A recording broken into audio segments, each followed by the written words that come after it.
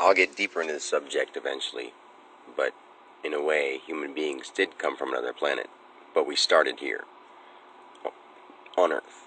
But we weren't necessarily called humans when we were on other planets. And people know that. So people know of different races of humans that were once whatever, but they were more powerful humans who had different abilities. And we know that. We've heard of them, like the Arcadians and the do-do-do-do. We call them different things, but literally those things were it's all happening right now. I know that's hard to grasp, but we had to stretch it all out so it made sense in a time like fashion. So billions and gagillions of years mean nothing because everything is one. Everything is now. So we have to explain it to ourselves. So let's say this is how it happened. Okay, this is really what happened. I don't care what you call them, the Arcadians, there's the Sarkonians, there's the Zargonians, there's all these Onians and Ians and whatever. Think about it. We're human beings. We changed that I-A-N into I-E-N-G-S in the name of God. You know, it sounds sort of funny, but we just be in the name of God. Like, that's what we are now. We're in the name of God. So what we decided in this world, as all the other worlds, word is power. Everything that you say is turned into something. So when you say, you know, when there were no words and people couldn't explain things to each other, they felt sort of powerless. So once they started being able to make sense of stuff and saying, this is a this, hey, you want one of these? Sure. Then they come up with ideas and say, oh, well, theories that you don't even see, but we give words for this idea. So then people are like, oh, that's what that's called. And it just goes from there and there and there and there and there, from on and on and on. But when I get back to the subject about how we are from another planet, because those other planets are just other life form systems that didn't work out, that are sort of left. And there's still lots of living things on there. They're just not what we consider living. I mean, everything is living. Every particle of dust is living. Like if you were to sit and meditate on that circle of light that is in your forehead, that's you. You're that dust. You're a dust particle. But if every dust particle or cell in your body could meditate or sit there, if you could think about it in that way, if they could each meditate, they're all made of a divine sparkling piece of dust, but that's both light and dark. So you can picture it as darkness, you can picture it as light. You can become the sun, you can become space, you can become dirt. Whatever you believe in is your next level of consciousness. You can go down depending on how much your life drags you down. If you feel like you're in the pit, I feel like I'm in the dumps. I just feel like dirt. You know, if you really feel that way, like if you internalize that kind of thought, you're it. So augmentation, people say like, I don't want to eat these certain things because I might, you know, my body might resemble a certain thing. But you know, everything you eat affects you. Every time you breathe, you're augmenting your body because you don't know what's in the air.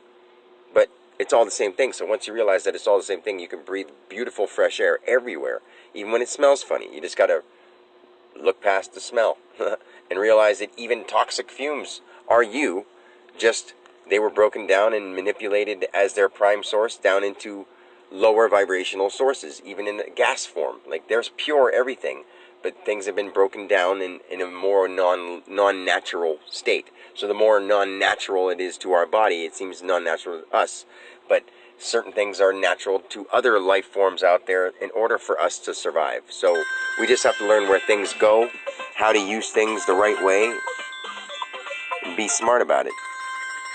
Yeah, my alarms are going off because I have to make sure I keep myself timed, or else I keep talking forever, and I don't have a sense of time anymore. Like I'm at work and I have to start. I should have started 10 minutes ago, but I figured I'd set it 10 minutes past because I knew I'd be interested in talking about things that are really going on and going to deliver bread. That's just another idea that I'm playing along with. I have to, because if I just all of a sudden up and quit, people are like, what the hell's he doing? That's not very mature of a adult American male to just walk away from his business when he owes all this money. I mean, I'm doing this because I know what's smart for a person to do, so I have to stick with it, even though I am 100% enlightened. And I mean, I'm not even ashamed to say that anymore. I'm proud of myself because I deserve this, and we all deserve this. And I'm proud of myself because I can show other people how to get what they really, truly deserve. And most people, when they say something like, get what you deserve, it's usually negative. I'm saying the most positive thing you could ever have. You're going to get what you deserve. If you roll with me, I will totally show you who we are, what we are, and how we can connect to God. and not know holy, holy, we don't have to hum and all that stuff. It helps. I mean, honestly, you'll want to, because it makes you want to sing. Once you get to that point, you want to sing, because you are the music, you are the noise, you are all those things, because they made you. You can make noises, right? Well, where noises come from? Some divine invisible source. Well, we make them. We all make them with our body. Well, we hear them outside our body too.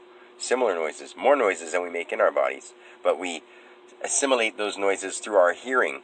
We don't even know if that's what they really sound like. That's just how they sound like to us. They might not sound like anything to other things that don't have the same eardrums. Sounds aren't even the same to all creatures. They're just vibrational patterns. It's just when you can learn how to shut your ears off and still hear, and close your eyes and still see, or have your eyes open and shut them off, or have your ears open and shut them off. You know, like, you don't have to close them. You completely open them, but shut them off. You know, it's like, we're more than our body. We really are. And we all know that, but when somebody starts talking about it too deeply and they don't get it, it's like, all right, dude, get off the subject, because I don't understand where we're from, and I don't want to have to, my brain feels heavy when I do that, because, I'm this person supposed to have this job, and I have these things I got to do instead of worrying about who I really am. But gosh, it's sort of funny if you really, really think about it. People are blowing me off to go make money at their job, which is so ridiculous. And I have to stop recording this so I can go do it and keep other people happy, because they depend on my delivery. And it's bread. It's just bread, daily bread, like Jesus, Give us this day our daily bread. Well, he didn't give anybody daily bread, but it's just that saying. But so, like the prayer, I give daily bread. Like, not even like Jesus. I'm the one from the prayer giving the daily bread. And I forgive everyone for trespasses, even those who trespass against us. I don't lead you into temptation, but I will deliver you from evil. Amen. That's me. I love you guys. Peace.